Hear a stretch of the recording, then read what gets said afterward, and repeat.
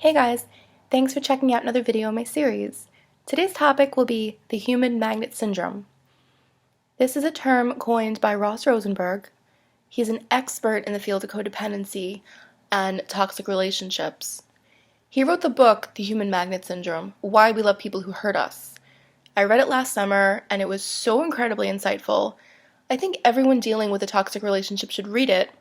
And I also think people who aren't in a toxic relationship should still read it, just so they can understand the dynamic and why it exists.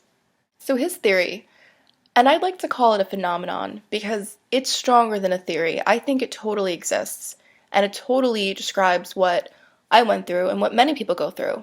And it shows us why codependents are attracted to narcissists and vice versa. We consciously know what we're attracted to and what we're looking for in another person, but there's an invisible force inside of us which draws us to someone whose energy is going to complement our own. I used to think there were two types of people in this world: healthy people and abusive people. But there's a third group, and these are the codependents. They are neither healthy nor abusive. They are completely the opposite of the selfish and entitled narcissist. They're selfless. They put other people first in order to fulfill their own empty needs, and they crave being appreciated. Now remember, the narcissist does not crave being appreciated. They crave attention just based on who they are. Codependents crave attention based on what they can do for someone. Remember, the narcissists and the codependents are on opposite ends of the same spectrum. And Ross Rosenberg created a chart so you can visualize that. I'll put the link down below so you can see what I'm talking about. It's called the continuum of self, and it's a number line. It goes from -5 to +5, with 0 being right in the middle. A person who's a 0 is considered very mentally balanced, very mentally healthy. They have just the right amount of self-care with an equal amount of regard for others. Extreme codependency lies at the -5 end, and extreme narcissism is a +5, with different levels in between. We are generally attracted to people who cancel our number out to create a neutral 0. I would say I'm a -5. I am at the very far end of the codependency scale, and I just happened to find a guy who was at the other end. And we complemented each other. I was extremely selfless. I always put his needs first. I just kept giving and giving, hoping I would get some sort of appreciation from him. And he was the opposite. He was very selfish, very entitled. He disregarded my needs all the time and put his first, and he never appreciated anything. I knew this dynamic existed long before I read the book. I just didn't know what it was or why I was stuck in it. The chemistry was so explosive and so magnetic, and I never felt anything like that before. And the few guys I've dated during our breakups, it just wasn't as exciting. The same phenomenon applies when you go on a date with someone who seems really great, and theoretically they're everything you're looking for, but there's just no chemistry. Because they're not what your subconscious mind is looking for. I went on a date with someone who I'd met online.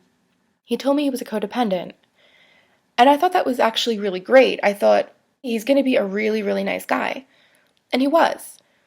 But when I met him, I was so turned off and I couldn't figure out why. I just wanted to get as far away from him as I possibly could. It was almost like two of the same types of magnets repelling each other. And if two narcissists meet each other, I imagine the same thing could happen. And let's say a normal, healthy, balanced 0 were to meet a +5 narcissist. I imagine they would clash as well. So according to Ross Rosenberg's phenomenon, codependents and narcissists are pre-programmed and conditioned to seek out certain partners. When I first met Robert, I didn't know what any of these things were. I didn't know I was a codependent. I had never heard that word before in my life.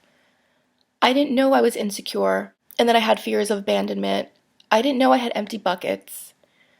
I didn't know that I was unloved. And I didn't know that my mother was an emotionally unavailable narcissist and that it permanently affected me. I didn't identify any of that as abuse because the abuse is what was missing. Love was missing from my life, and I never really knew that. I had been starved for love my whole life, and I had no idea. So at 25, I was out in the world, and I didn't know that I was an incomplete person. And I met Robert, and who knew he was a narcissist? I had no idea. So a few of my friends saw me talking to him the night we had met, and they pulled me aside and they said, "Are you insane? That guy's not nice. He's a womanizer. Like, don't talk to him." But I was very intrigued because he seemed very charming and very different. And my friends, I guess, were neutral. They were zeros. They were healthy from normal homes in very healthy relationships. But at the time, I didn't really understand that. I was broken, I was empty, and I was a -5. So right away, I was attracted to him. I wasn't prepared to deal with the kind of person he was. But I guess in theory, I was probably more prepared than anyone. So it was instantly like two magnets sticking together. We completely complemented each other. So subconsciously, I recreated all of my childhood trauma, doing things for him, trying to make this person happy, craving appreciation and attention and love. And I could have very easily dated someone who was nice to me and willing to care about me, but I just wasn't interested. It felt very normal and very comfortable to beg for love and be ignored rather than to just have it handed to me. So I'll leave a link down below so you guys can check out the book. I will also leave links to Ross Rosenberg's videos.